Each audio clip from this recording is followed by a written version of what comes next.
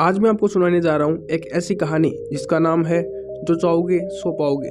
उम्मीद है आपको ये कहानी जरूर पसंद आएगी। एक साधु घाट के किनारे अपना डेरा डाले हुए था। वहाँ दिन भर बैठा रहता और बीच बीच में ऊंची आवाज में चिल्लाता, जो चाहोगे सो पाओगे। उस रास्ते से गुजरने वाले लोग उसे पागल समझते थे। वह उसकी बात सुनकर अनसुना कर देते और जो सुनते वह उस पर हंस देते।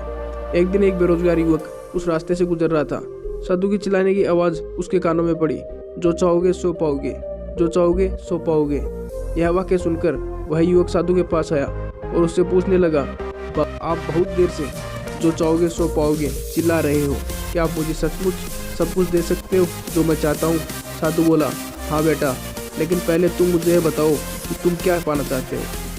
वह युवक बोला, मैं चाहता हूँ कि एक दिन बहुत बड़ा व्यापारी बनूं। क्या आप मेरी इच्छा पूरी कर सकते हो? बाबा बोले, बिल्कुल बेटा, मैं तुम्हें एक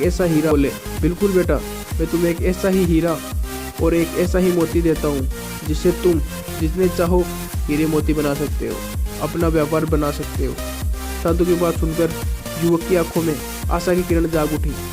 साधु ने अपनी दोनों हथेलियां उस युवक को आगे बढ़ाने के लिए कहा। युवक ने अपनी हथेलियां साधु के सामने रख दी। साधु ने पहले उसकी एक हथेली पर अपना हाथ रखा और बोला, बेटा, इस दुनिया का सबसे अनमोल हीरा समय है और इसे जोर से अपनी मुट्ठी में जकड़ लो। इसके द्वारा तुम जितना चाहो अमीर बन सकते हो, जैसा चाहो वैसा व्यापारी बन सकते हो। इसे कभी अपने हाथ से मत निकलने देना। साधु ने अपना दूसरा हाथ युवक की हथेली में रख दिया और कहा, बेटा, यह दुनिया की सबसे कीमती मोती है, इसे धैर्य कहते हैं। जब किसी कार्य में समय लगाने में भी आपको परिणाम न मिले तो धैर्य नामक मोती धारण कर लेना। यदि यह मोती तुम्हारे पास है तो दुनिया में चाहे कुछ भी हो, आप सब कुछ हासिल कर सकते हो। युवक ने ध्यान से साधु की बातें सुनी और धन्यवाद कर वहां से चला गया। उसे सफलता प्राप्ति के 2 गुरु मंत्र मिल गए थे। उसने निश्चय किया कि वह कभी भी अपना समय बर्बाद नहीं करेगा और सदा धैर्य में लगा रहेगा, सदा धैर्य से काम लेगा।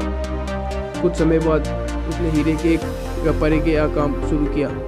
वह कुछ दिनों तक दिल लगाकर व्यवसाय का हर गुण सीखता रहा और एक दिन मेहनत और लगन से अपना सपना साकार करते हुए हीरे का बहुत बड़ा व्यापारी बन गया।